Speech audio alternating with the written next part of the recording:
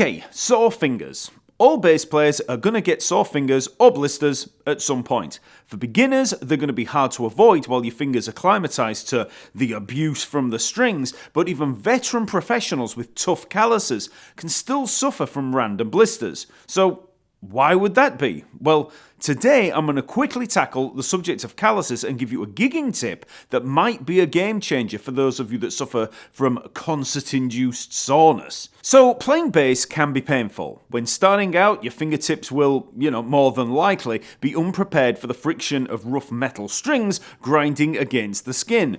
Obviously, this friction is going to eventually cause soreness.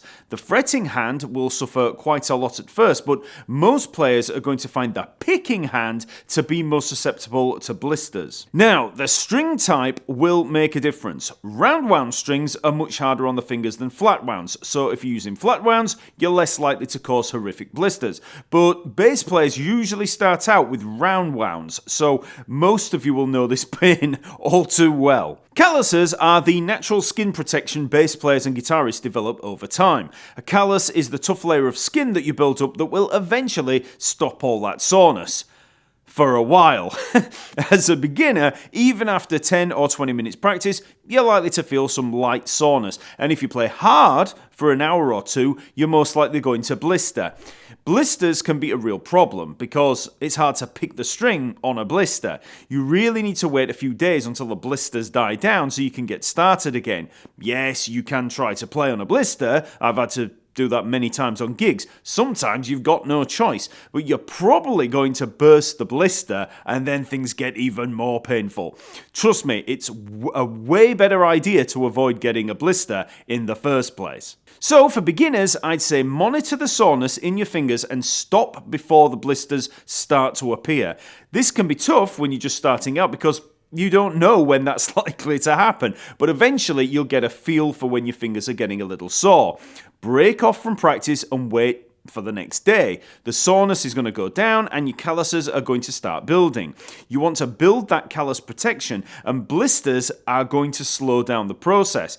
It's a much faster process if you build up slowly. So, it might sound counterproductive, but less is actually more when it comes to building calluses. Now, it's not going to take too long to build a light callus, and over time, depending on how much you play, you're going to probably build a fairly thick callus. Once you have a callus, the soreness should pretty much disappear for daily practice, especially in the fretting hand. The picking hand fingers generally suffer more because we have a constant attack of the string. The fretting hand fingers, they press a string down and just hold it there. But every plucked note is a new attack. The skin suffers erosion like waves, hitting a rock face. After 35 years of playing, the fretting hand fingers never give me problems. But the picking hand fingers will still become sore and blister under certain conditions that we can talk about now. Here's a very common problem that bass players can run into when they start playing live. So you've been playing quite a while, you might have been playing for years, you've got a strong set of calluses in both hands, and you're a pretty confident player. You've got a gig coming up and you've learned all the songs which you've been practicing at home and with no problems. Then along comes the gig. You get through it, no mistakes, but when you come off stage, your fingers are really sore. You've even got a blister on one of your picking hand fingers. You've not had blisters for years, so what the hell's going on? Well, the important thing to know about calluses is that they are only going to build up to the level required for your general bass playing. That's going to be the average intensity of your playing. When you play at home, you're likely to play lighter than you do live. When you play live, adrenaline starts to flow and everything is louder, so you can easily be tensing up or playing harder as you get into the music. But the main problem that you can face on stage comes from an easily fixed mistake, and it's all down to volume. Many times you might set your amp volume and tone in a sound check when everything is very controlled with no ambient noise from the crowd, no live excitement, and to be honest, a sound check is a very different experience to a gig. Later that night on the gig, the sound can be different and other members of the band might start turning up. You turn up and so it goes. But the biggest culprit when it comes to blisters is the deception at play when you have the volume only slightly too low. If your volume is very, very slightly down below what you actually need, you'll begin picking harder than you need to and you won't even realize it. This is really, really common and I've done this loads of times. You find that you can hear yourself fine and it can all feel okay. And because of the adrenaline or general buzz that you might get from playing, you'll be digging in that tiny bit too much. Then you finish the gig, you come off stage and find that you've got blisters on your picking fingers. You thought the volume was set fine. You could hear the bass pretty well, but it was only a fraction too low.